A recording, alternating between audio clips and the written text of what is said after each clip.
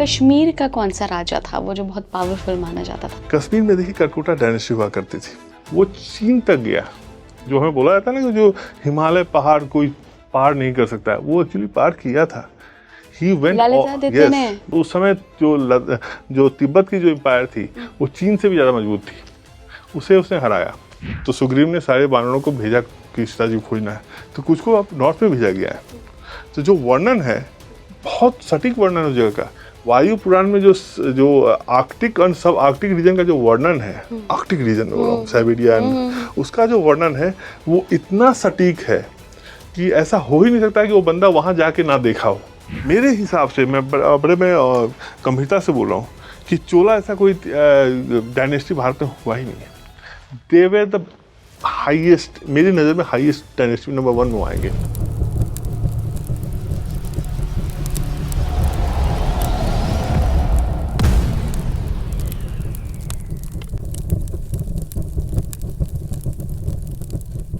नमस्कार भारत, आप देख रहे हैं स्पीकिंग ट्री। मैं हूं आपके साथ इला गोस्वामी।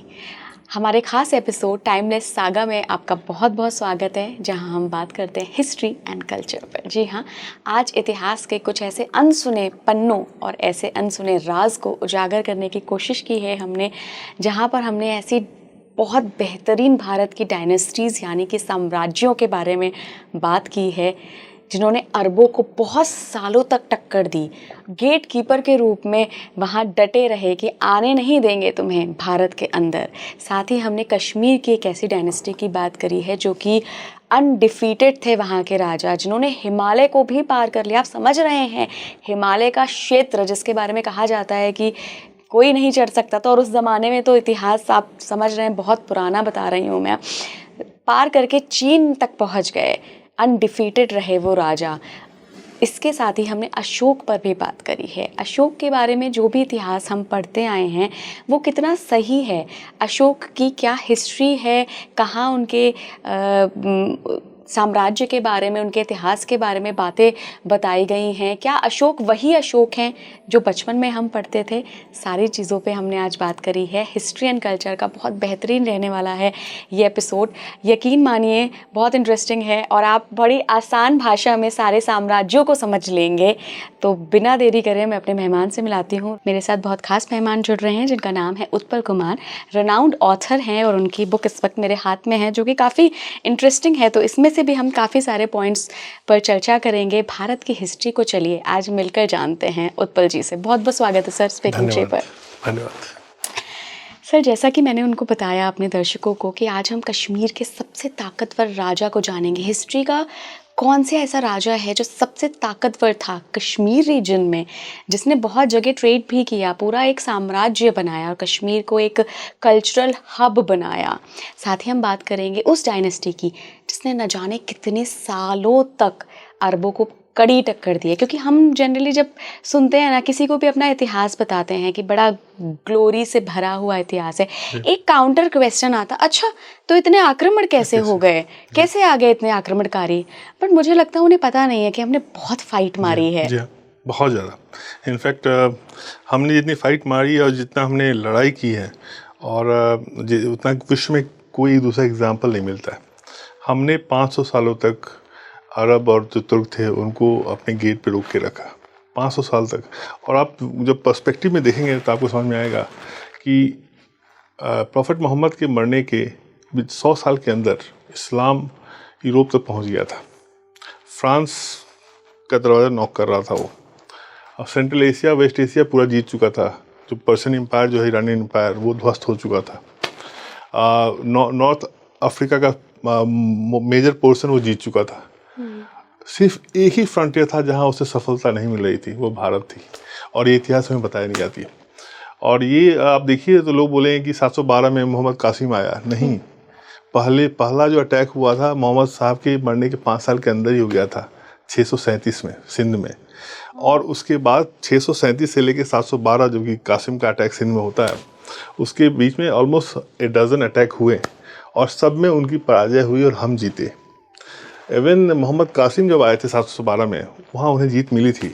और आप जब उस इंसिडेंट को आप ध्यान से देखेंगे तो आप देखेंगे कि कहीं न कहीं हमारे जो राजा थे उस समय के सिंध के, वो ओवर कॉन्फिडेंट थे कि यार इतनी बार हराया है, एक बार और हरा देंगे, ये एटीट्यूड था और इस वजह से वो हारे। लेकिन जो 712 का जो हमारा जो सेटबैक था वो बहुत लॉन्ग टर्म का सेटबैक नहीं था। 50 साल के अंदर उस एरिया में अरब नाम का सिर्फ 2 छोटा सा प्रिंसिपैलिटी बचा था, मंसूरा एंड मुल्तान। मुल्तान को हमारे यहाँ बहुत प्राचीन शहर है मुल्तान, वो उसे मुल्तान आज बोलते हैं। और वहाँ जैसे जैसे आज हम बनारस को बहुत पूछते हैं उस जगह को, वैसे मुल्तान में सूर्य की मंदिर होती थी, बहुत ही पुरानी मंदिर थी। तो बस इस 2 जगहों पे अरब के शासन रहा था, छोटी प्रिंसिपैलिटी, और सब जगह हमारे जो गुर्जर प्रतिहार राजा थे और दूसरे राजा हिंदू राजा थे, इन लोगों ने सबको खदेड़ के बाहर निकाल दिया था। और आप देखें तो जब 1206 में पहली बार जब यहाँ जो सल्तनत रूल स्थापना होती है दिल्ली में, उससे पहले तक उनका कोई लॉन्ग टर्म कोई प्रेजेंस भारत में था ही नहीं। तो 632 में प्रॉफेट मोहम्मद साहब की मृत्यु होती है और 1206 ऑलमोस्ट 550 साल से ज़्यादा का समय बीत गया और भारत में घुस नहीं पाए और विश्व में सब जगह वो गए और उन्होंने सबको ख़त्म कर दिया। तो ये तो हमारे गर्व की बात है और हमें बताया नहीं जाता है। हमारे कौन सी डायनेस्टी थी जिसकी आप बात कर रहे हैं जिसने 500 साल तक रोक कर रखा? गुर्जर प्रतिहार उसमें से एक थे, बहुत सारे थी डायनेस्टी, मतलब मेजर डायनेस्टी थी गुर्जर प्रतिहार। इनफैक्ट उनका नाम ही प्रतिहार है, Pratihar means gate keeper, and they acted like the gate keeper of this country. वो भारत के गेट कीपर की तरह लगे रहे, लेकिन वो अकेले नहीं थे। एक डायनेस्टी थी जो कि आज के अफगानिस्तान में, जो आज अफगानिस्तान बन गया, उस जगह वो शासन करती थी और वो थी शाही डायनेस्टीज, हिंदू शाही डायनेस्टी। और आप उनकी आप इतिहास पढ़ेंगे तो आपकी आंखों में आंसू आ जाएगी। पूरा का पूरा परिवार ख़त्म हो जाता है। दादा फाइट करता है, फिर उसका बेटा फाइट करता है, फिर उसका बेटा फाइट करता है। They all keep on fighting against Mohammed Ghori, Ghazni and his people, और लड़ते रहते हैं, हारते हैं, लड़ते हैं। और जो एक बात हमारे बारे में कही जाती है कि हिंदू राजा को मतलब नहीं था एक दूसरे से, वो भी गलत है। जब हिंदू शाही राजा जब लड़ाई कर रहे थे, आनंदपाल हो गए और भी उनके पुत्र थे, इन लोगों ने लड़ाइयाँ की थी, तो इन्होंने मदद मांगी थी अपने पड़ोसी हिंदू राजाओं से और उनको मदद बहुत बार मिली है। एक बार नहीं, बहुतों बार मिली है। 10-10 राजा अपनी सेना भेजते थे और बहुत बार उन्हें विजय भी मिली। लेकिन एक होता है ना कि जब आपका स्ट्रीक होता है लूज करने का, तो आपको कुछ हो जाता है, जैसे कि मान लो कोई तीर चला और राजा की आंख में लग गई, आप हार गए। तो एक और प्लस आपका एक समय खराब चलता है, एक समय भी खराब था। हमारी जो लड़ाई की जो टैक्टिक थी वो थोड़ी पुरानी हो गई थी। हम हाथियों पे ज़्यादा डिपेंड थे और ये लोग घोड़े पे चलते थे, बहुत अरबी घोड़े बहुत फास्ट होते हैं। तो और उनका जो टैक्टिक था, और वो हमारी तरफ से जो हमारे युद्ध होता था एक धार्मिक युद्ध, हम वी टू प्ले लाइक, हमारे लिए वो प्ले था, एक स्पोर्ट्स था कि हम यहाँ पे एथिक्स का पालन करेंगे, भाग रहा है तो उसे मारेंगे नहीं, रात में नहीं लड़ेंगे, यानी निहत्थे पे वार नहीं करेंगे। This kind of we have some rules of war. उनके पास कोई रूल्स ऑफ वार नहीं था, वो एग्जैक्टली वही करते थे जो आप एक्सपेक्ट नहीं करोगे। जैसे मैं बता रहा हूँ, एक बहुत फेमस लड़ाई हुई थी, बैटल ऑफ तराई की युद्ध, जिसमें पृथ्वीराज चौहान पहली वाले में जीते थे और दूसरी वाले में वो हार गए। 1192 में जो दूसरी तराई की युद्ध हुई थी उसमें उनकी पराजय हुई और उसके बाद ही भारत में सल्तनत रूल का स्थापना हुआ। अब जब पहली बार जब मोहम्मद गोरी हार के वापस जाता है तो हमारे जो राजा थे सब फिर निश्चिंत हो गए आराम से। जो हमारे पृथ्वीराज चौहान थे, उन्होंने गलती वहाँ क्या की, उन्होंने सबसे झगड़ा कर लिया, अपने जितने पड़ोसी थे झगड़ा कर लिया। उस समय कन्नौज का राजा सबसे महत्वपूर्ण होता था, तो उनकी बेटी से उनकी विवाह होगी तो उनका दबदबा बन गया। तो नहीं दबदबा नहीं, वो चूंकि he didn't want his daughter to marry him, तो उनसे उनका झगड़ा हो गया। जो संयुक्ता और पृथ्वीराज की जो कहानी है वही तो है। तो उनमें आपस में मतभेद हो गया। तो जब दूसरी लड़ाई के लिए जब गोरी भारत आता है, तब ये भारत में इनके जो सपोर्ट सिस्टम था बहुत कमज़ोर हो गया था, कोई एलाइज नहीं थे, उन्होंने सबसे झगड़ा कर लिया था और इनके अंदर भी आ गया था यार इसे तो अपने हराया है, फिर हरा देंगे। एक जो था कि यार इतने सालों से देख ही रहे हैं, और इस विचार से वहाँ गए। और लेकिन लड़ाई वहीं ख़त्म नहीं हुई, शायद तभी वो जीते। वहाँ उसने क्या किया, जब दोनों सेनाएं आमने सामने आई तो तुरंत युद्ध नहीं हुआ। मोहम्मद गोरी ने वहाँ टैक्टिक अपनाया, उसने मैसेज भेजना शुरू किया अपने मिलिट्री के साथ कि we want peace, let's talk. तो वो बहुत दिनों तक चलते रहा टॉक। जिस दिन पृथ्वीराज चौहान को एहसास होगा कि नहीं ये शायद लड़ने नहीं आया है, ये बात करके कुछ सुलह करके चला जाएगा, अगले दिन सुबह ये उठते हैं और जस्ट उठते हैं, नेचर्स कॉल भी नहीं किया उन्होंने कुछ, उठते हैं कैंप से बाहर निकलते हैं, देखते हैं कि उस अपने सारे अस्त्र लेके वो खड़े हैं आपके सामने। सो बिना खाए पिए बिना कुछ इन्होंने लड़ाइयाँ की हैं। सुबह 6 बजे से लेकर 3 बजे तक पृथ्वीराज चौहान की सेना बिना खाए पिए बिना कुछ किए उनसे लड़ी, और वो तो प्रिपेयर्ड आए थे, तो वो सब खा पी के आए थे सब। उन्हें सुबह 6 से 3 तक लड़ाई हुई। उसके बाद जब वो थक गए तो मोहम्मद गोरी ने एक सेना, घुड़सवार सेना रखी थी 12,000 सोल्जर्स का, उसने उसको छोड़ा और उसने कत्लेआम मचाया। So it was like that, you have to see that sometime we also fail to know our enemy. आपको शत्रु बोध, हमेशा इतिहास में एक शब्द आता है कि आपको शत्रु को पहचानना चाहिए। हमने पहचाना नहीं कि शत्रु आपसे फ्रेंडशिप की बात कर रहा है, लेकिन क्या वो फ्रेंडशिप मीन करता है, क्या वो चाहता है? जैसे अभी देखिए पाकिस्तान के साथ हमने बहुत बार फ्रेंडशिप की। जैसे हम लाहौर गए फ्रेंडशिप का बस लेके, तो कारगिल पे हम उतर गए, तो वो वही मानसिकता है जिसे जिहादी मानसिकता बोलते हैं, वही मानसिकता तब भी थी। हम उस समय भी नहीं समझे थे, वाजपेयी साहब आज से 20 साल पहले भी नहीं समझ पाए थे, बट अब थोड़ा थोड़ा हम समझने लगे हैं उस चीज़ को। तो I think we need to see it in totality. But ये जो हमारा इतिहास है, आई थिंक हमें गर्व करने की बात है। हमने उनसे इतनी लड़ाइयाँ लड़ी और हमने उनको जो मुंह तोड़ के जवाब दिया। और देखिए युद्ध वहीं ख़त्म नहीं होता है। जब दिल्ली सल्तनत स्थापित हो जाती है, कुतुबुद्दीन ऐबक पहला सुल्तान होता है, उसके बाद फिर दूसरे लोग आते हैं, इल्तुतमिश आता है, रजिया सुल्तान आती है, बलबन आता है। कोई भी जो सुल्तान था बहुत स्ट्रॉन्ग पोजीशन पे नहीं था। क्या होता था, जैसे बलबन का सबसे पावरफुल सुल्तान माना जाता था। तो बलबन ने जब अपनी शुरुआत की थी तो उसकी जो सीमाएं थी दिल्ली के चारों तरफ ही थी। बस हिंदू हमेशा अटैक करते थे। देवर नेवर, जो होता है गिव अप कभी नहीं किया, फाइट हमें, जो हमें इतिहास में पढ़ाया जाता है कि हमने गिव अप कर दिया जी, दे केम दे सॉ दे कंकर्ड, वो नहीं था। रियलिटी था कि वी केप्ट ऑन फाइटिंग। सो जब बलबन ने शुरुआत की तो फिर बलबन ने फिर से सबको जीतना शुरू किया। लेकिन जब बलबन का अंतिम समय आया, उस सारा चीज वापस सब खो दिया वो। By the time he died he was back to square one. वही इतना पुशबैक था, हिंदू पुशबैक इसको बोलते हैं, इतना पुशबैक था। और आप जो सल्तनत पीरियड में देखेंगे, सिर्फ 2 सुल्तानों को आप हटा दें, अलाउद्दीन खिलजी और मोहम्मद तुगलक, उसके अलावा कोई सुल्तान किसी काम लायक नहीं था। They were struggling, largely struggling to survive. और उसमें हमेशा यानी हिंदू का जो रेजिस्टेंस रहा। और ये बदला जाके उस समय जब अकबर यहाँ आए, Akbar very smart ruler. Akbar could see through कि जब तक हम हिंदू के एक सेक्शन को अपने साथ नहीं जोड़ेंगे, इस देश पे आप नहीं कर सकते हैं राज। तो फिर उन्होंने राजपूतों के साथ हाथ बढ़ाया, मैट्रिमोनियल अलायंसेस की, आमेर के राजा की बेटी से उन्होंने शादी की, और भी बहुत सारे उन्होंने किया। और वो जो अलायंस बना, उस अलायंस पे मुगल सल्तनत, मुगल जो एम्पायर था वो कायम रहा। और वो तब तक चला जब तक औरंगजेब ने उसको तोड़ा नहीं। जो बाद में जाके उसे दक्षिण में जाके उसे मराठों के साथ लड़ाई की, फिर राजपूतों के साथ उसने बहुत तंग किया उनसे, तो वो जो टूटा। तो जब 1707 में जब औरंगजेब मरता है तो अपने पुत्रों को विल पे लिखता है, लेटर लिखा है, उसमें उसने कबूला इस बात को कि मुझसे गलती हो गई और ये मेरे एम्पायर के लिए बहुत गलत है, and I have made a mistake. तो ये रियलिटी है, ये सच्चाई हमें बताने की जरूरत है। बिल्कुल बिल्कुल। तो ये हमने एक बार अरबों का थोड़ा सा आक्रमण के बारे में जाना।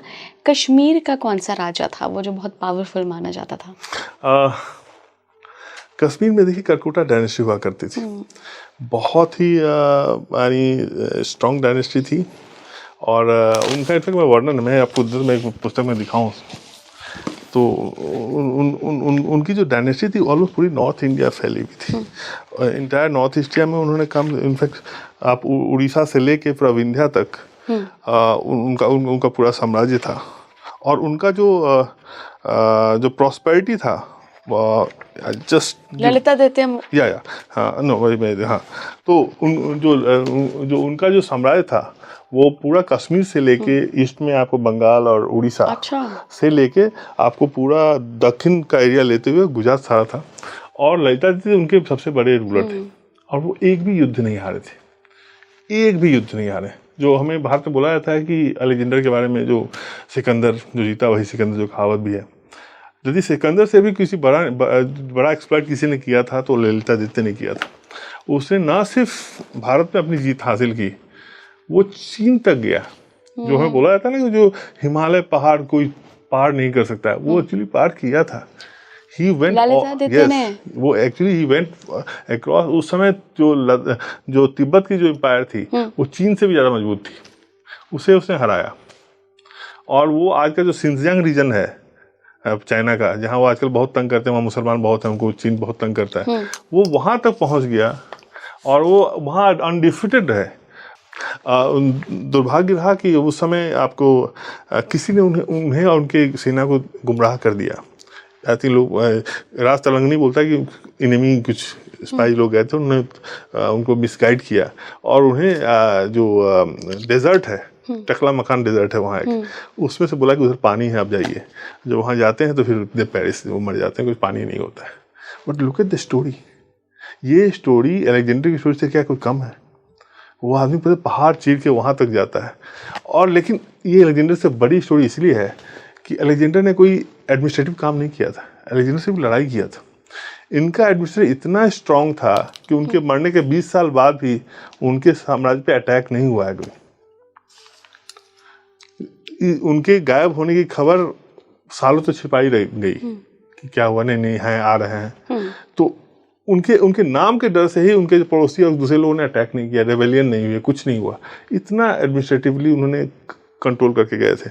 और उन्होंने मंदिरें बनाई हैं, बहुत सारे जो प्राचीन मंदिर जो है, ललिता जी के मंदिर अभी भी हैं, विखंडित हो गई हैं, स्पेशली रिसेंट ईयर में वहाँ जब से मिलिटेंसी बढ़ गई फिर, लेकिन सारा काम उन्होंने किया। And we just don't talk about him, वो हमारे इतिहास में है नहीं।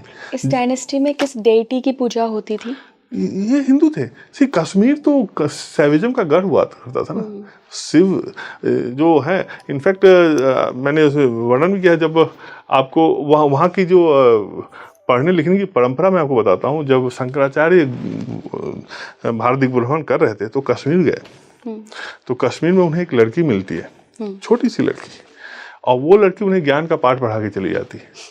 छोटी सी लड़की, आप बोलते हैं ये मतलब कैसा देश है, छोटी सी लड़की उन्हें ज्ञान का पाठ पढ़ाई गई और उन्होंने उसका वर्णन किया अपने उसमें। तो वो ऐसा देश था। उसी कश्मीर तो यानी वेदों का गढ़ हुआ करता था वहाँ। अभी भी देखिए कश्मीर पंडित को लोग पढ़े लिखे मानते हैं। वो वही परंपरा थी, वो कश्मीर का वेदों का और सैविज्म का गढ़ माना जाता था। और सिर्फ वही नहीं, इनफैक्ट जो मैंने पुस्तक में मेंशन किया कि इंटायर सेंट्रल एशिया तक वो फैला हुआ था। वी नीड टू, जैसे हम मंत्र जो पढ़ते हैं, आपको भी आपके घर में कोई भी पूजा होगा तो मंत्र में आप सिर्फ भारत का या वर्णन थोड़े करते हैं। आप जम्बू द्वीप का वर्णन करते हैं। आप जम्बू द्वीप से शुरू करते हैं और आप जहाँ रहते हैं, मान लीजिए आप अभी नोएडा में हैं तो नोएडा में आके आपका प्रार्थना खत्म होगा, संकल्प उसको बोलते हैं। तो जम्बू द्वीप क्या है? जम्बू द्वीप भारत नहीं है। Jambu Dvipa Eurasia, Asia and Europe combined, this is Jambu Dvipa. So हमारे कॉन्सेप्ट में जम्बू द्वीप की कल्पना थी। और मैं अब जैसे जो हमारे पुराणों को आप पढ़ें और हमारे रामायण महाभारत को पढ़े, रामायण में जैसे सीता जी की खोज हो रही थी तो सुग्रीव ने सारे वानरों को भेजा कि सीता जी को खोजना है, तो कुछ को अब नॉर्थ में भेजा गया है। तो जो वर्णन है बहुत सटीक वर्णन है उस जगह का। इनफैक्ट एक मुस्लिम स्कॉलर हैं, बहुत बड़े स्कॉलर थे, उन्होंने एक पुस्तक लिखी है पुरानास पे, ज्योग्राफी ऑफ पुरानास, बड़ी अच्छी बुक है, पुरानी बुक है, आज से 40 साल पहले आई थी। उसमें उन्होंने वर्णन किया है कि वायु पुराण में जो आर्कटिक और सब आर्कटिक रीजन का जो वर्णन है, आर्कटिक रीजन में बोल रहा हूँ, साइबेरिया, उसका जो वर्णन है वो इतना सटीक है कि ऐसा हो ही नहीं सकता कि वो बंदा वहां जाके ना देखा हो। और हमें कुछ पता नहीं है।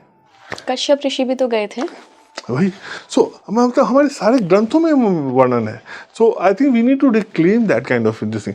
एक अमेरिकन स्कॉलर थे, उन्होंने कहा कि 1700 BC से लेके 400 AD तक जो इंटायर सेंट्रल एशिया है वो संस्कृत स्पीकिंग लोगों का था, वहाँ संस्कृत बोली जाती थी। हमें पता नहीं, हम जानते हैं सर हमारा भारत तो इतना ही है, वो नहीं है पूरी। और वो बाहर वाले लोग बोलते हैं। आपको मैं एक बात बताता, मंगोलिया का फ्लैग में किसका सिंबल है? त्रिशूल, शिव का। और वहाँ एक जो ट्रेडिशन में होता है कि भगवान शिव वहाँ के राजा के सपने में आए और उन्हें बोला कि तुम लोग अब बुद्धिस्ट बन जाओ। तो फ्रॉम शैव वो बुद्धिज्म बने।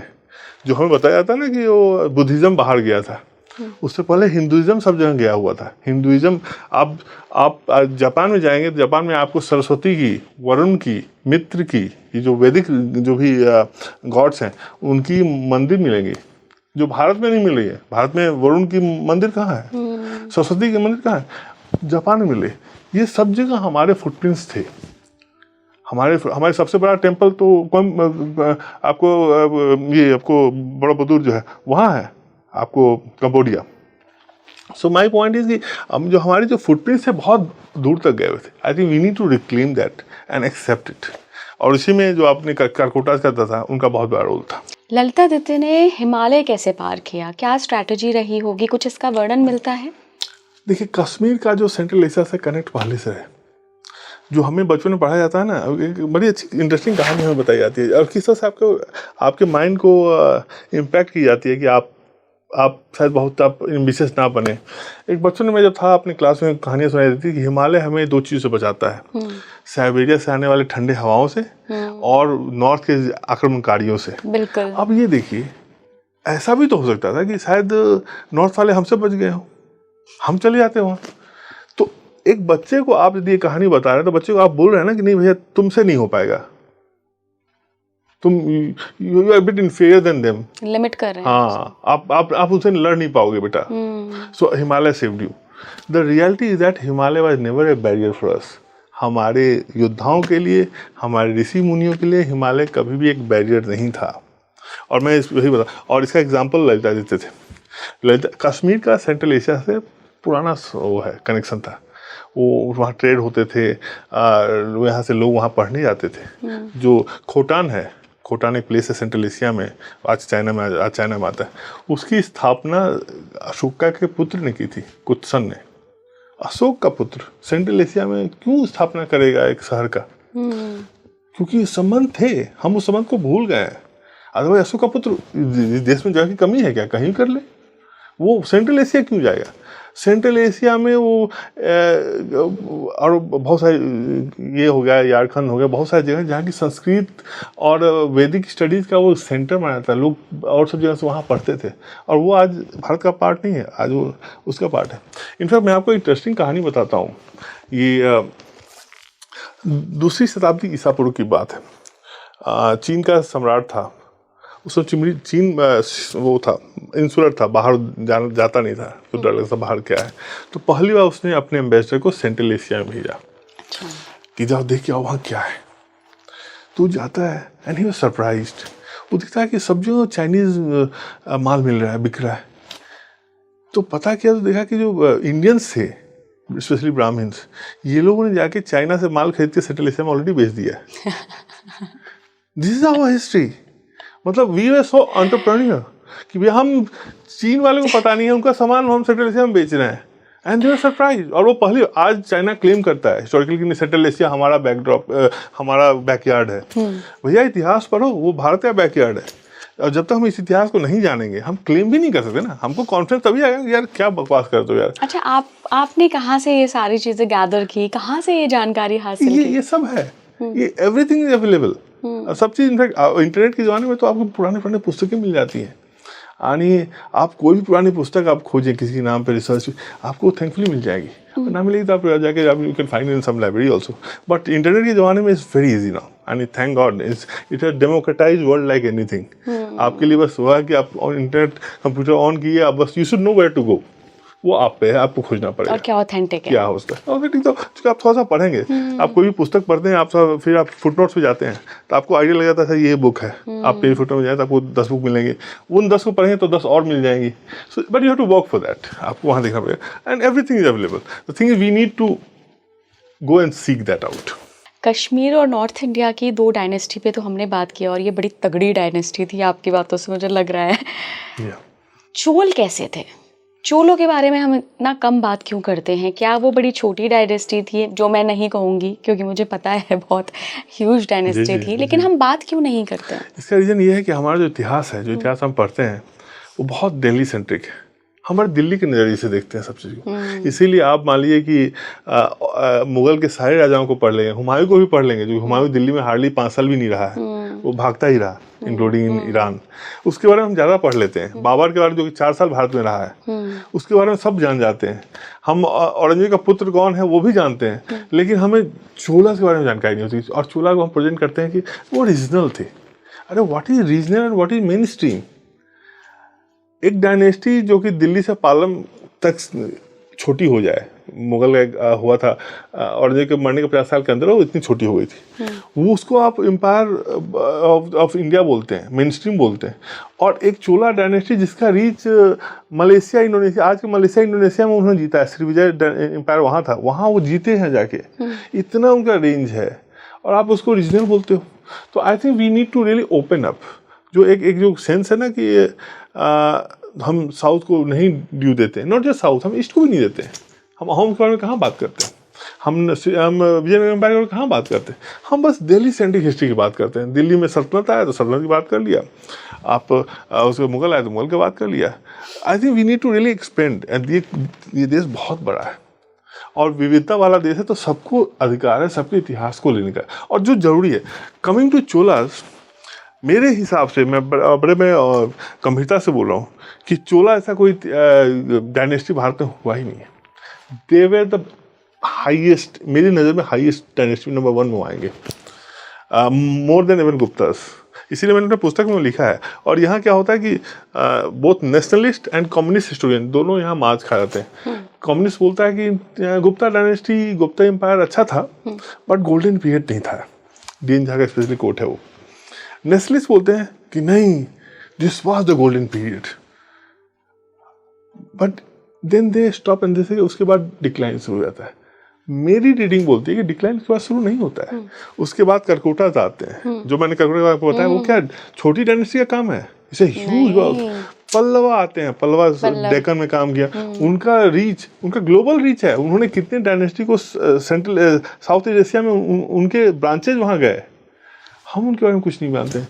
Cholas were the out of the world. उनका आप एडमिनिस्ट्रेशन देखिए, हमारी डेमोक्रेसी की बात करते हैं, उनकी जो पंचायती सिस्टम थी ना, हमसे ज़्यादा एडवांस थी, हमसे ज़्यादा रिस्पॉन्सिबल थी।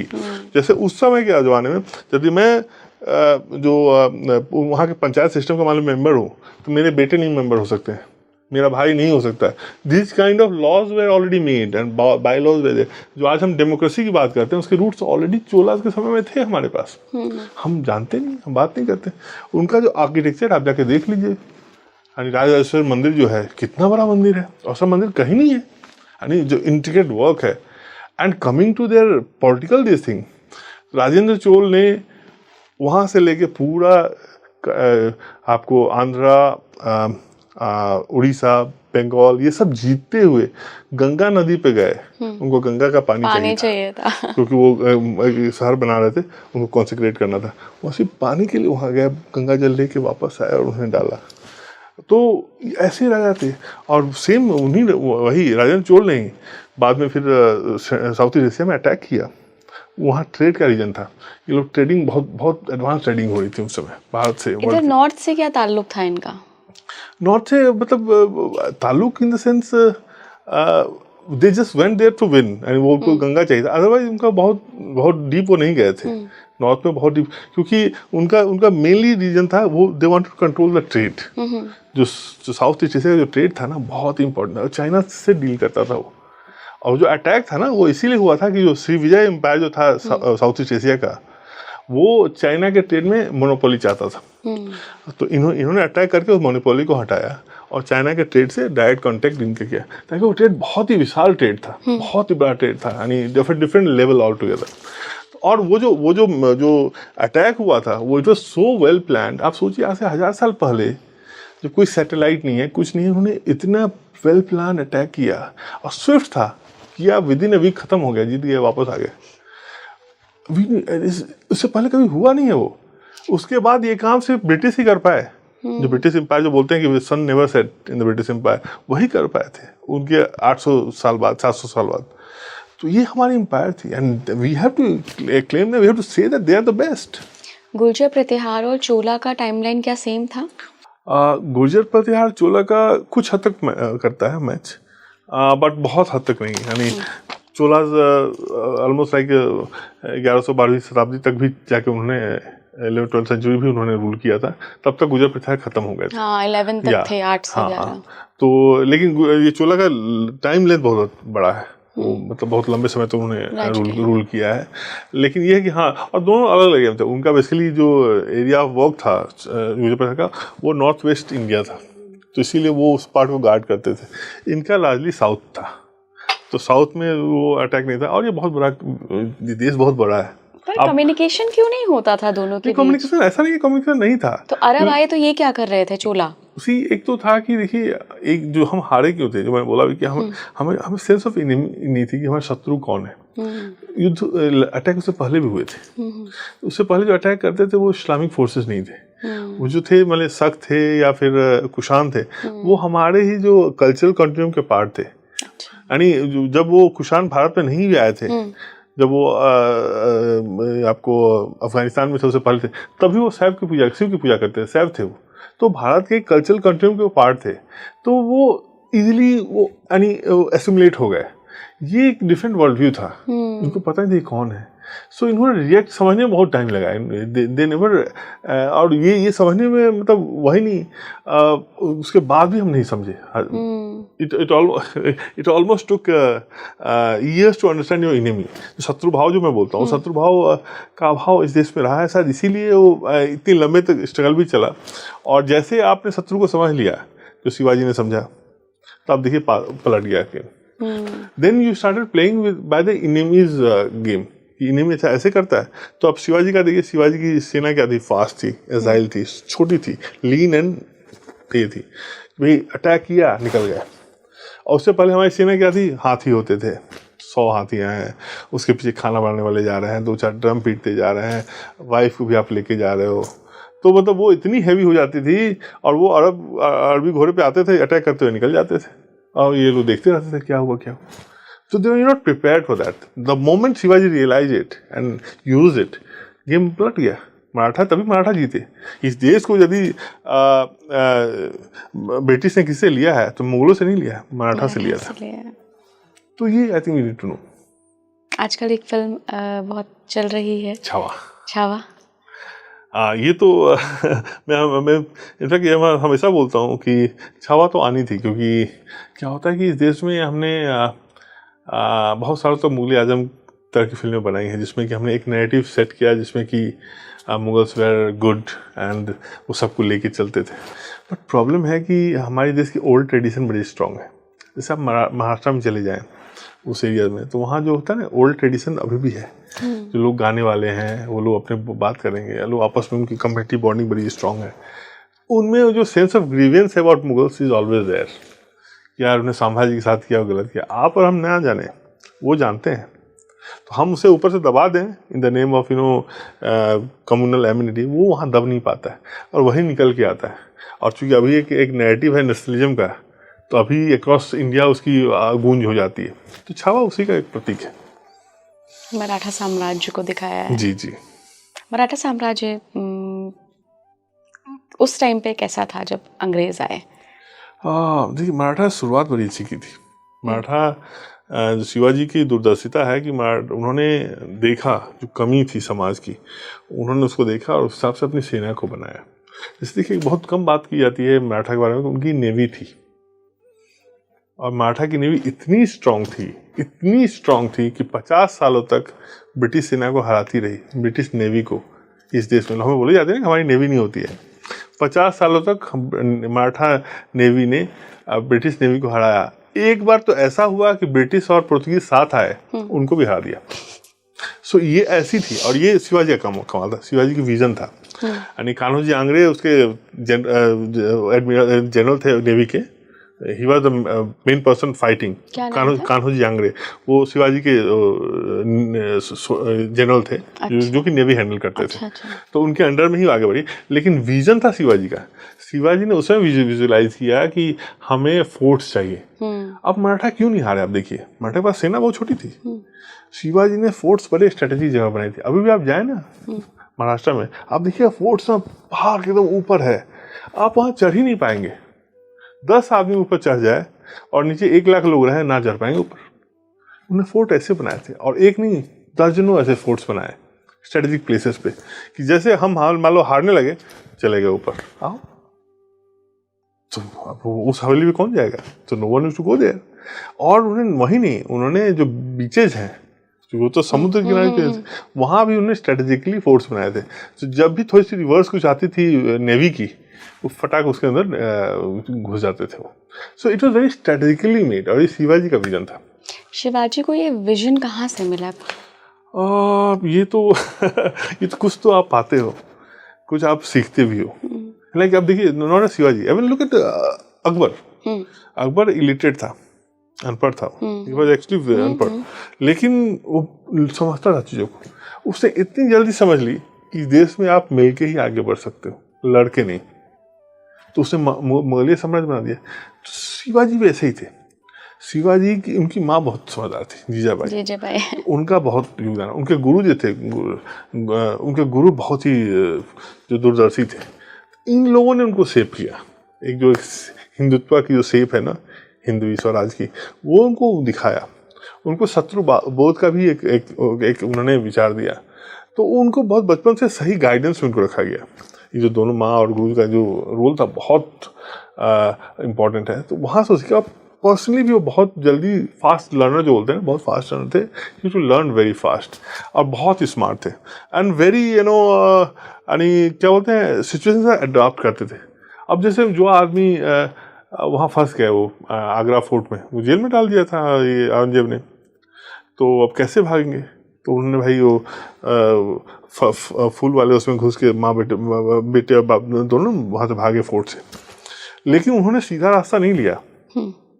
जैसे मान लिया आगरा से सीधा उनको भागता जाना था, सीधा लेते उनको पता है कि वो सीधा भाई लोग पकड़ जाएंगे। वो एक्चुअली उल्टा भागे। He went, that's why it took him quite some time to reach his place. बहुत सारे लोग लगे साथ मर गए, वो उल्टा गए। तो who will believe that? And then वो घूम ऐसे गए। तो बेसिकली उन्हें नाक ऐसे कैसे पकड़ी। तो and he was very smart. Very smart. He could see through it. और उनके पास एक ये था कि वो he used to lead by example. तो उनके जो लोग भी थे ना, वो लाइक उनके लिए जान देने वाले लोग थे। एंड देयर टू, वो एक करते थे तो चार करने के लिए तैयार थे लोग। एंड हियर लाइक एक और फिल्म आई थी, आप उस फिल्म को देखिए, वो सच्चाई फिल्म है, और थोड़ी सी मतलब फिल्म में ज़्यादा होती, लेकिन ओवरऑल जो जिस कहानी का सही था। अब वैसे ही कान्हो जी आंगड़े का कहानी, इन्होंने पूरा जो नेवी का फेस बदल दिया। और जब तक जिंदा रहा तब तक नेवी एक बार भी हारी नहीं। और लेकिन दुर्भाग्य देखिए, वहीं एक ट्विस्ट आती है। कान्हो जी आंगड़े के पोते थे, उनके सामने पहली बार हार हुई उनकी नेवी की, और उस हार में मराठों ने अंग्रेजों का साथ दिया था। हम हारे क्यों था? हारे इसलिए आंगड़े जो थे, कान्हो जी आंगड़े थे, वो मराठों के साथ बहुत मिलके, पेशवा के साथ बड़ी अच्छी संबंध थी। उनके बेटे ने मेंटेन किया, लेकिन बेटे के बेटे ने मेंटेन नहीं किया, वो अपने आप को इंडिपेंडेंट कोशिश करने को लग गया। तो आपस में लड़ाई हो गई, और फायदा किसको मिला? अंग्रेजों को मिला। सो दैट्स वेयर मराठा की डिफीट हुई। मराठा की डिफीट एक और कारण आपको बताता हूँ।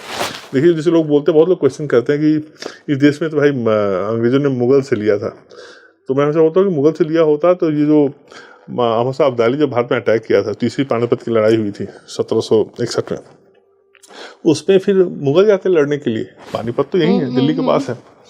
तो मराठा पुणे से होकर क्यों वहाँ है? क्योंकि देश के कंट्रोल वो करते थे, और ये यहाँ से वहाँ गए लड़ने के लिए।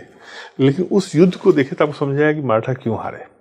उस युद्ध में उन्होंने वो सारी गलतियाँ की जो शिवाजी ने मना की थी करने के लिए। उस युद्ध में औरतें भी गई, बैंड बाजा बारात के साथ सब गए, नाचते गाते गए, खाना बनाने वाले जा रहे हैं, हाथी घोड़े थे। मतलब it become a heavy bloated army. मतलब जैसे होता है मेला के साथ जा रहे हैं वो। You can't fight like that. And उन्होंने पहला लेसन वहाँ मिस कर गए कि आपको आर्मी को लीन एंड स्ट्रांग बनाना है, वो बैंड बजाना नहीं चाहिए। वो हार गया। So I think they didn't take lesson from history. सबसे स्ट्रांग डायनेस्टी आप कौन सी मानते हैं, आपकी फेवरेट?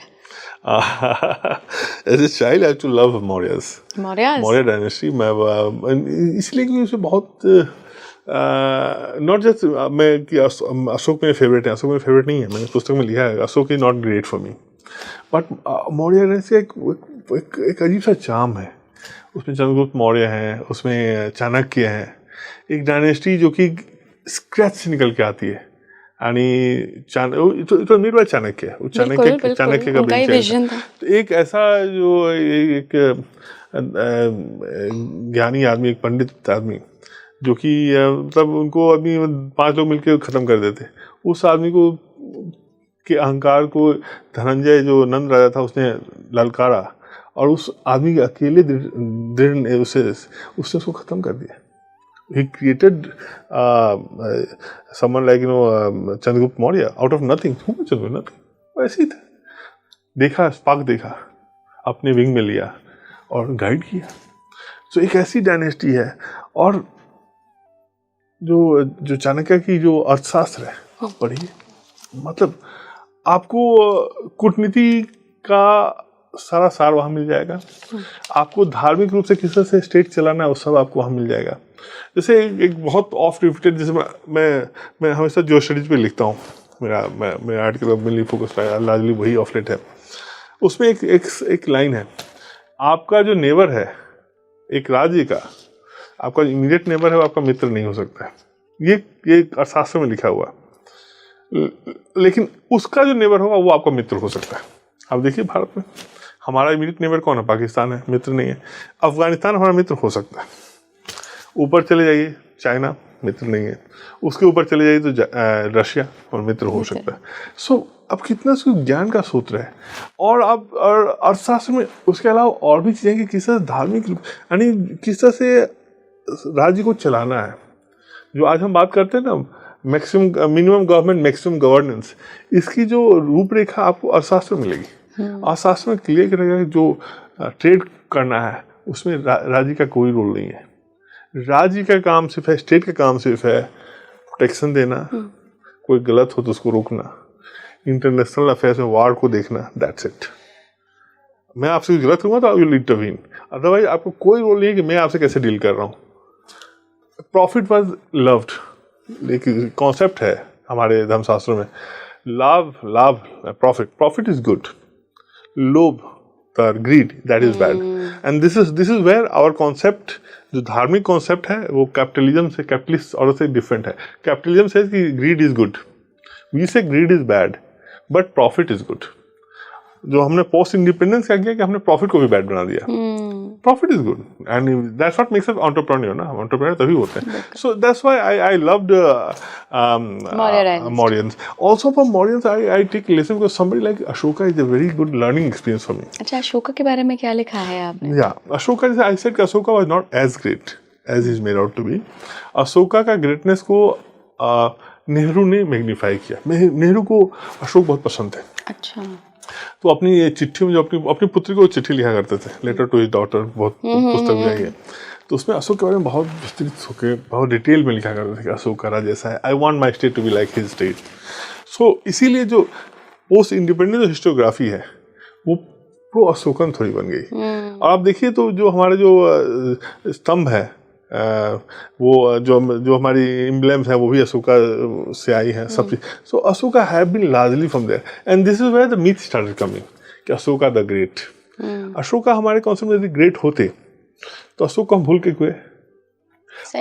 जेम्स प्रिंसेप 1815 में यदि उनका इंस्क्रिप्शन नहीं मिलता उनको, नो वन न्यू हुआ अशोका। इस देश ने अशोका को भूल गए थे 1814 में।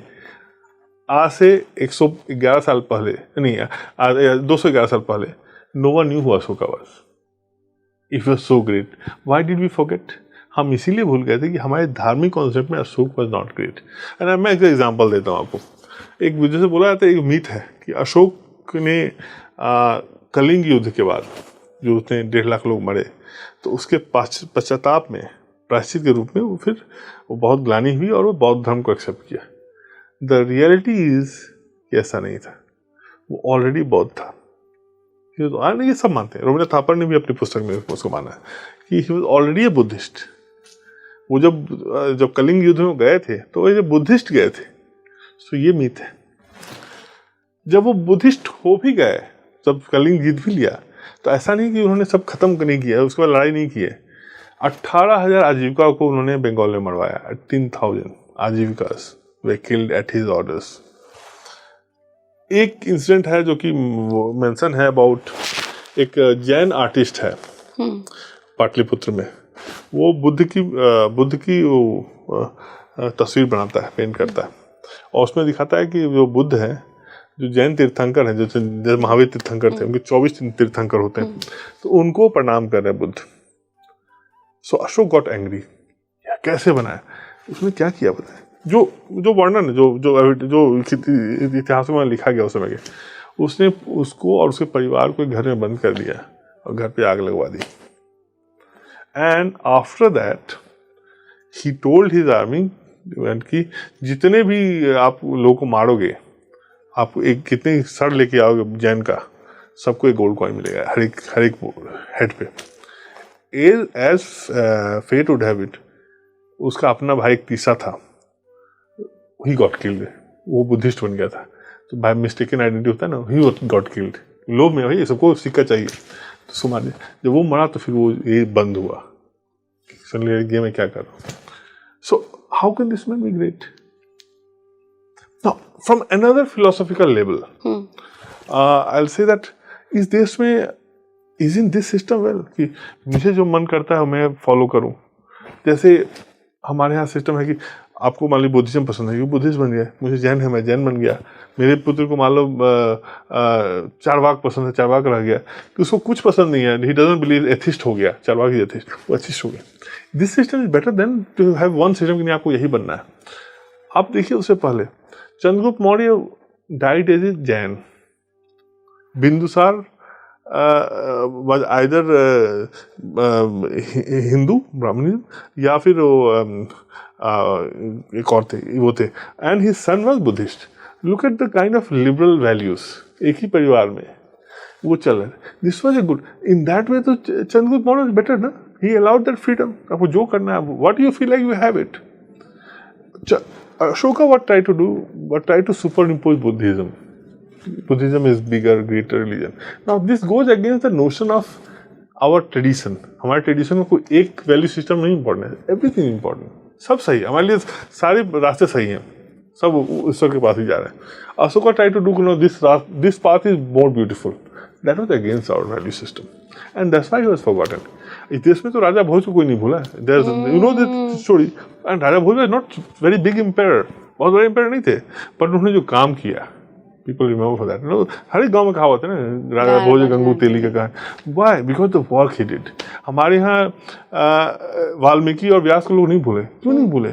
Because our sense of जो identity है वो civilizational है, और उसमें वो अशोक फिट नहीं होता है, इसीलिए अशोक को हम भूल गए, एंड इसीलिए अशोक ग्रेट नहीं है। और अशोक को ग्रेट इसीलिए बनाया गया क्योंकि पोस्ट इंडिपेंडेंस हिस्टोग्राफी उस तरह चाहती थी, क्योंकि नेहरू जैसे इतने बड़े सेलिब्रिटी ने उनके बारे में इतना लिखा और वो सामने आया। और मतलब इसमें सिर्फ नेहरू की ऐसा होता ही है, पॉलिटिकल इकोसिस्टम जो चाहता है लोग खड़े हो जाते हैं उस लाइन को टो करने के लिए। तो उन्होंने देखा कि भाई Nehru liked him, let's glorify him, इनको महान बनाते हैं। हमारे तो सारे काव्य, सारी किताबें, नालंदा कितने टाइम तक लाइब्रेरी जली है, फिर हिस्ट्री क्या है असली, उस पर बिलीव कैसे किया जाए सर? क्योंकि सबकी अपनी फिलॉसफी भी हो सकती है, सबका अपना पर्सपेक्टिव भी हो सकता है। जैसे अशोक पे आपने जो बताया, मैं अगर अपना बताऊं तो मैं तो बचपन से अशोक को क्या बढ़िया ग्लोरीफाई इतिहास पढ़ा है हमने सम्राट अशोक का, कि कलिंगा युद्ध के बाद ऐसी ग्लानी आई और फिर बुद्धिज्म अपना लिया। ग्लानी वाली बात तो देखिए, आपको जो ग्लानी आएगी तो आपने, अशोक ने बहुत सारे रॉक एडिक्ट लिखे थे, उसी से उनकी जो that was good PR exercise, आज उनको उनकी पहचान उसी से बची। अदरवाइज लोग भूल गए थे ना, वो जो रॉक एडिक्ट थी, जो रॉक उन्होंने लिखवाया था। तो आपको यदि ग्लानी होगी कि मैंने कलिंगा में गलत किया, तो आप किससे माफी मांगोगे? आपने मुझसे मान लो कोई गलती की है तो आप मुझसे माफी मांगोगे या किसी और से मांगोगे? मुझसे मांगोगे। लेकिन उन्होंने क्या किया, उन्होंने जो उनके जो कलिंग में जो काम किया था उसकी माफी का जो उन्होंने इंस्क्रिप्शन है वो आज के कंदहार रीजन में, अफगानिस्तान में है, वहाँ उन्होंने किया। वो लोगों से उन्होंने बोला कि इन्होंने बहुत गलत हुआ है, हमें अब मैं सब बदल रहा हूँ। वो वाले इंस्क्रिप्शन उन्होंने वहाँ लगवाए हैं। It was all place, it was placed at the major trade and communication centre, जहाँ से लोग जाते आते थे, वहाँ लगाया जाता था। तो वो कंदहार में लगाया गया, और जो उड़ीसा में लगाया वहाँ माफी नहीं मांगी गई है। It was a good PR exercise. Ashoka knew what PR means. He is a modern day PR any superman, you can say. He knew how to use PR, and it was a PR exercise, and we worked for him. He actually got resurrected from dead. Ashoka was forgotten. Ashoka was dead. Ashoka को लोग भूल गए थे, उनकी वो inscription नहीं मिलती, तो वो भूल ही जाते। अशोका कौन थे कौन जानता है। पुराना में मेंशन है, लेकिन पुराना में अच्छा मेंशन नहीं है। पुराना में उनको चंद शोक बुलाया था, उनको खराब, उनकी जो वर्णन है बहुत खराब है। तो वो इतिहास होता, तो उन्होंने अपने इतिहास को खुद लिखा। बिल्कुल बिल्कुल। और आज हमने इतिहास को काफ़ी गहराई से और गंभीरता से जाना है, मुझे खुशी है इस बात की। काफ़ी सारी डायनेस्टी पे आज हमने बात कर ली, और मुझे इस बात की भी खुशी है कि हमने चोलों के बारे में भी बात करी, जिसको जनरली लोग एक बड़ी डायनेस्टी या एक बेहतरीन डायनेस्टी के रूप में नहीं देखते। जैसा आपने बताया कि रीजनल मान लेते हैं, लेकिन भारत तो अखंड है, सारी है साम्राज्य हमारा इतिहास है, सब ग्रेट हैं। बहुत बहुत धन्यवाद सर। धन्यवाद। कभी और जुड़कर और इतिहास के बारे में आपके साथ बातें करेंगे। Always look forward to. Thank you so much. कैसा लगा आपको ये पॉडकास्ट, और मुझे आप ज़रूर बताइएगा कि आपकी सबसे पसंदीदा डायनेस्टी यानी साम्राज्य कौन सा रहा है इतिहास का। हम आगे फिर कभी उस डायनेस्टी के बारे में बात करेंगे। जुड़े रहिए स्पीकिंग ट्री के साथ। नमस्कार।